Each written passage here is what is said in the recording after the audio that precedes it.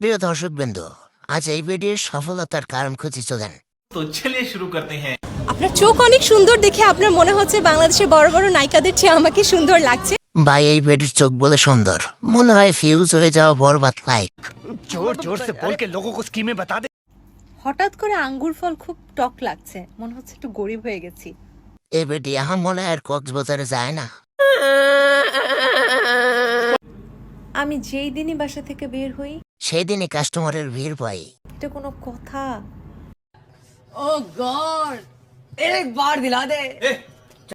আমি না প্রায় এক কাজ করি, সোজা আঙ্গুলে ঘি তুলতে শুরু করি।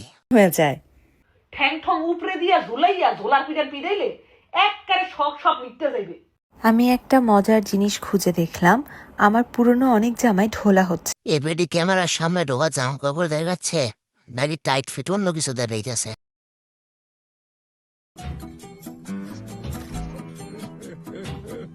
একটা দেশের সবকিছুর ঊর্ধ্বে থাকে কি? কি বড় থায় আর না থায় মুই জানি না, কিন্তু তোমার সবকিছুই বড় বড়। সবকিছুর উপরে, একেবারে পাহাড়ের উপরে।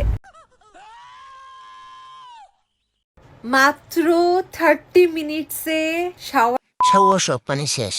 ফাইনালি সবকিছু ঠিকঠাক মতো সামলে নিতে পেরেছি। खत्म। Bye bye, tata, good bye, गया।